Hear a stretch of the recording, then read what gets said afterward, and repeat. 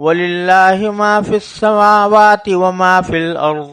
وَلَقَدْ وَصَّيْنَا الَّذِينَ أُوتُوا الْكِتَابَ مِنْ قَبْلِكُمْ وَإِيَّاكُمْ أَنِ اتَّقُوا اللَّهَ وَإِن تَكْفُرُوا فَإِنَّ لِلَّهِ مَا فِي السَّمَاوَاتِ وَمَا فِي الْأَرْضِ وَكَانَ اللَّهُ غَنِيًّا حَمِيدًا وَلِلَّهِ مَا فِي السَّمَاوَاتِ وَمَا فِي الْأَرْضِ وَكَفَى بِاللَّهِ وَكِيلًا إِن يَشَأْ يُذْهِبْكُمْ أَيُّهَا النَّاسُ وَيَأْتِ بِآخَرِينَ وَكَانَ اللَّهُ عَلَى ذَلِكَ قَدِيرًا من كان يريد ثواب الدنيا فعند الله ثواب الدنيا والآخرة وكان الله سميعا بصيرا کہ اور آسمان اور زمین میں جو کچھ ہے اللہ ہی کا ہے۔ ہم نے تم سے پہلے اہل کتاب کو بھی اور تمہیں بھی یہی تاکید کی ہے کہ اللہ سے ڈرو، اور اگر تم کفر اپناؤ گے تو اللہ کا کیا نقصان ہے، کیونکہ آسمانوں اور زمین میں جو کچھ ہے اللہ ہی کا ہے، اور اللہ ہر ایک سے بے نیاز اور بذات خود لائق تعریف ہے۔ اور آسمانوں اور زمین میں جو کچھ ہے اللہ ہی کا ہے، اور وہ کام بنانے کے لیے اللہ ہی کافی ہے۔ اگر وہ چاہے تو اے لوگو تم سب کو دنیا سے لے جائے اور دوسروں کو تمہاری جگہ یہاں لے آئے، اللہ اس بات کی پوری قدرت رکھتا ہے۔ جو شخص صرف دنیا کا ثواب چاہتا ہو اسے یاد رکھنا چاہیے کہ اللہ کے پاس دنیا اور آخرت دونوں کا ثواب موجود ہے۔ اللہ ایسا ہے کہ ہر بات کو سنتا اور ہر چیز کو جانتا ہے۔ ان آیات میں اللہ تبارک و تعالی نے قرآن کریم کے اس خاص اسلوب کو برقرار رکھا ہے کہ جب کسی چیز کا حکم دیا جاتا ہے یا کسی چیز سے روکا جاتا ہے تو اللہ تبارک و تعالی فوراً انسان کو تقوی کی طرف متوجہ فرماتے ہیں، اور اللہ تبارک و تعالی کی قدرت، اس کی حکمت اور اللہ تبارک و تعالی کی خشیت دلوں میں پیدا کرنے کے لیے مختلف عنوانات اختیار فرمائے جاتے ہیں، جس کی وجہ یہ ہے کہ نرا قانون اور عدالتی محکمے اور تعزیراتی سزائیں، صرف یہ چیزیں کسی قانون کی تنفیذ کے لیے اور اس کو صحیح معنی میں بروئے کار لانے کے لیے کافی نہیں ہو سکتی۔ قانون اسی وقت میں فائدہ مند ہے اور اس کا نتیجہ صحیح نکلتا ہے جبکہ دلوں میں اللہ جل جلالہ کا خوف ہو، تقوی ہو، آخرت کی فکر ہو۔ چنانچہ اگر دنیا کے قوانین کو دیکھا جائے تو اس میں یہ ہے کہ فلاں جرم کی یہ سزا ہوگی، لیکن وہ سزا اسی وقت تو ہوگی جب مجرم پکڑا جائے، پولیس اس کو پکڑ لے اور پھر اس کے اوپر مقدمہ چلایا جائے، اور مقدمہ چلانے کے بعد اس کو مجرم قرار دیا جائے، تب سزا ہوگی۔ لیکن ایک شخص اگر تنہائی میں کسی جرم کا ارتکاب کر رہا ہے یا اندھیرے میں کر رہا ہے، کوئی گواہ نہیں ہے، پولیس بھی پکڑنے سے قاصر ہے، تو اس کو جرم سے کیسے روکا جائے گا؟ پھر اگر پولیس والے بھی ہیں، محکمے بھی ہیں، لیکن رشوت عام ہے اور اس رشوت کی وجہ سے قانون کو خریدا جا سکتا ہے، پولیس کو اور محکموں کو خریدا جا سکتا ہے، تو جرم کا سدباب کیسے ہوگا؟ لہذا واحد راستہ یہی ہے کہ دلوں میں خدا کا خوف ہو، آخرت کی فکر ہو، اور یہ خیال ہو کہ مجھے ایک نہ ایک دن اللہ تعالیٰ کے سامنے جا کر اپنے تمام اعمال کی جواب دہی کرنی ہے۔ اس وجہ سے اللہ تبارک و تعالیٰ جب کوئی حکم دیتے ہیں تو اس کے آگے پیچھے تقوی کا حکم ہوتا ہے، آخرت کے تصور دلانے والے مضامین ہوتے ہیں، اللہ تعالیٰ کی قدرت کاملہ کا بیان ہوتا ہے، اللہ تعالیٰ کی حکمت بالغہ کا بیان ہوتا ہے، تاکہ اس کی وجہ سے دل میں اللہ تبارک و تعالیٰ کا خوف پیدا ہو، اللہ تعالیٰ کے سامنے پیش ہونے کی فکر پیدا ہو۔ چنانچہ پچھلی آیات میں خواتین کے ساتھ برتاؤ کا جو تذکرہ تھا اور سلسلے میں جو احکام دیے گئے تھے، اور آگے ان آیات کے بعد عدل قائم کرنے کے لیے اور انصاف قائم کرنے کے لیے احکام دیے جا رہے ہیں، گواہی کے احکام دیے جا رہے ہیں۔ ان سب کے بیچ میں یہ آیات کا سلسلہ ہے جو لایا گیا ہے، اس کا مقصود اللہ تبارک و تعالیٰ کی قدرت کاملہ اور اللہ تبارک و تعالیٰ کے سامنے پیش ہونے کا احساس دلوں میں پیدا کرنے کی اہمیت بیان کرنا ہے۔ چنانچہ فرمایا گیا وَلِلَّهِ مَا فِي السَّمَاوَاتِ وَمَا فِي الْأَرْضِ،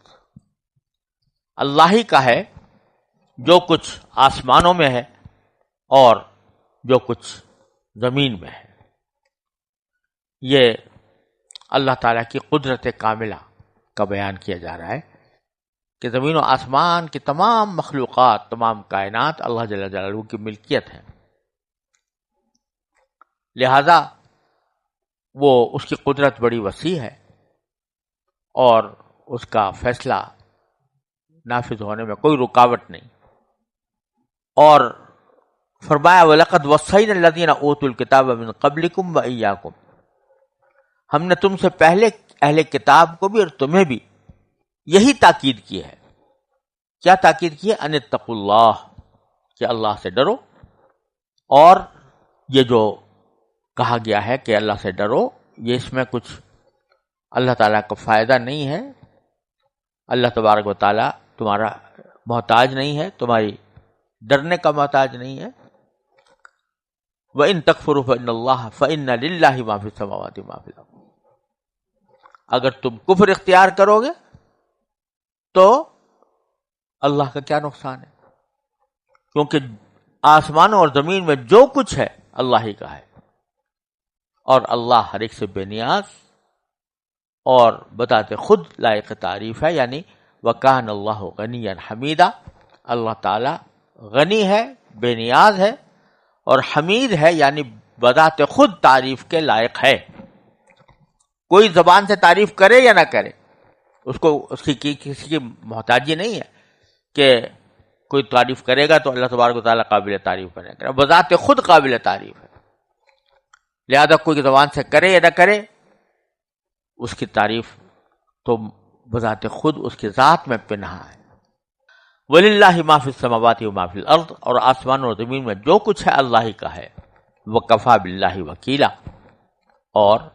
کام بنانے کے لیے اللہ ہی کافی ہے۔ یہاں یہ بات قابل غور ہے کہ ان آیتوں میں، یعنی 2 آیتوں میں 3 مرتبہ ایک ہی جملہ دہرایا گیا ہے،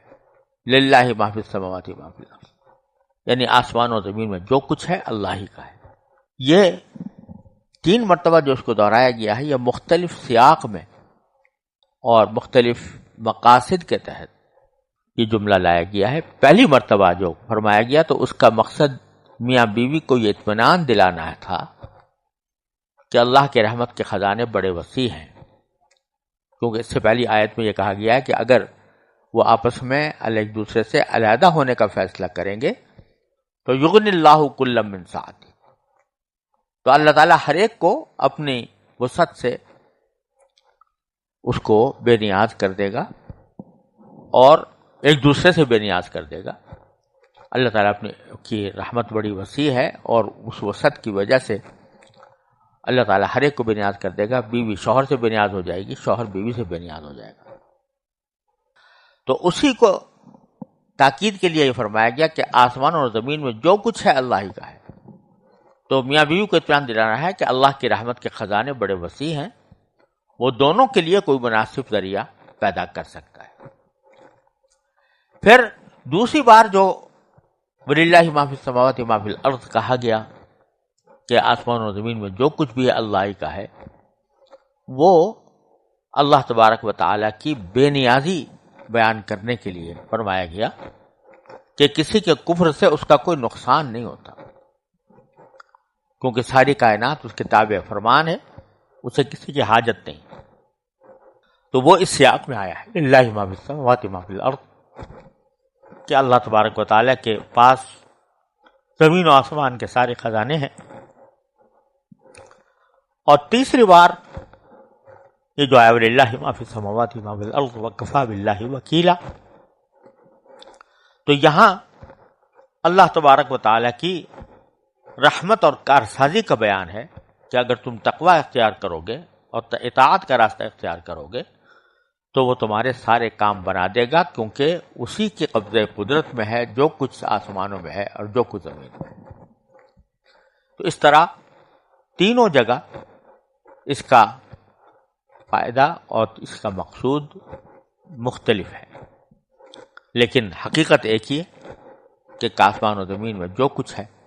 وہ اللہ کا ہے، اللہ تعالیٰ کی ملکیت ہے۔ پھر آگے اللہ تبارک و تعالیٰ نے فرمایا کہ ان یشاء یذھبکم ایھا الناس ویأتی بآخرین، اگر وہ چاہے تو اے لوگو تم سب کو دنیا سے لے جائے اور دوسروں کو تمہاری جگہ یہاں لے آئے۔ اللہ تبارک و تعالیٰ تمہارا کوئی محتاج نہیں ہے، لہذا اگر تم کفر کا راستہ اختیار کرو تو اللہ تعالیٰ کی قدرت میں یہ بھی ہے کہ تم سب کو فنا کر دے اور کوئی نئی قوم پیدا کر دے، تو اس کو تمہاری عبادت کی، تمہاری اطاعت کی کوئی حاجت نہیں۔ وَكَانَ اللَّهُ عَلَى ذَلِكَ قَدِيرًا، اور اللہ تعالیٰ اس پر خوب قدرت رکھتا ہے کہ تمہاری جگہ دوسری قوم کو لا کر آباد کر دے، لہذا تم اپنے فائدے کے لیے اللہ تعالیٰ کی اطاعت اختیار کرو اور اسی کی احکام کی پیروی کرو، اسی طرح زندگی گزارو، اور اللہ تبارک و تعالیٰ کو اس بات کی ضرورت نہیں ہے کہ تمہاری عبادت اس کی کوئی حاجت ہے، کیونکہ وہ دوسروں کو بھی لا سکتا ہے تمہاری جگہ جو عبادت کریں۔ پھر آگے ارشاد فرمایا کہ من کان یرید ثواب الدنیا فعند اللہ ثواب الدنیا والآخرہ، کہ اگر تم میں سے کوئی شخص دنیا ہی کی بات مانگتا ہو،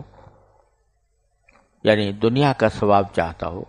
کہ دنیا کے اندر میری بھلائی ہو جائے، تو اسے یاد رکھنا چاہیے کہ اللہ کے پاس دنیا اور آخرت دونوں کا ثواب موجود ہے۔ فعند اللہ ثواب الدنیا والآخرہ، فعند اللہ ثواب الدنیا والآخرہ، اللہ کے پاس آخرت اور دنیا دونوں کا ثواب موجود ہے۔ یعنی جب اللہ تبارک و تعالی دنیا میں بھی تمہیں بہتری عطا کر سکتے ہیں اور آخرت میں بھی بہتری عطا کر سکتے ہیں، تو صرف دنیا مانگنا ان سے یہ تو بڑی ناقدری ہے اللہ تبارک و تعالیٰ کی رحمت کی۔ تو اس آیت میں یہ عمومی ہدایت دی گئی ہے کہ ایک مسلمان کو صرف دنیاوی فائدوں ہی کی فکر میں نہیں پڑا رہنا چاہیے۔ جب مانگے اللہ تعالیٰ سے تو بے شک دنیاوی حاجتیں بھی مانگے، لیکن ہر وقت دنیاوی حاجتوں ہی میں مانگتا رہے، بلکہ اللہ سے دنیا اور آخرت دونوں کی بھلائی مانگنی چاہیے۔ اور پچھلی آیتوں سے اس کا تعلق بظاہر یہ ہے کہ میاں بیوی کو مصالحت یا علیحدگی کا فیصلہ کرتے وقت صرف دنیا کے فائدوں پر نظر نہیں رکھنی چاہیے، بلکہ آخرت کی بھلائی بھی پیش نظر رکھنی چاہیے۔ لہذا اگر مرد یا عورت اپنے کچھ دنیاوی مفادات کی قربانی دے کر دوسرے کے ساتھ اچھا سلوک کریں گے تو آخرت میں بڑے ثواب کی امید ہے۔ تو تعلیم یہ دی گئی ہے کہ اللہ تبارک و تعالیٰ سے سب کچھ مانگو، دنیا کی چیزیں بھی مانگو اور آخرت کی بھلائی بھی مانگو۔ دنیا میں یہاں تک کہ حدیث میں فرمایا گیا کہ اگر تمہارے جوتوں کا تسمہ ٹوٹ جائے تو وہ بھی اللہ تعالیٰ سے مانگ کر دعا مانگ کر ٹھیک کراؤ، جس کا مطلب یہ ہے کہ چھوٹی سے چھوٹی چیز بھی اللہ تبارک و تعالیٰ سے مانگنے کی عادت ڈالنی چاہیے۔ اس کے ذریعے اللہ تبارک و تعالیٰ کے ساتھ تعلق مضبوط ہوتا ہے، اور تعلق کی مضبوطی ہی در حقیقت تقویٰ کی بنیاد ہے، جس کے ذریعے تقویٰ پیدا ہوتا ہے، اور تقویٰ ہی در حقیقت ایمان لانے کے بعد سب سے بڑی انسان کی منزل ہے، کیونکہ اللہ تبارک و تعالیٰ متقین کو پسند فرماتے ہیں، ان اللہ یحب المتقین۔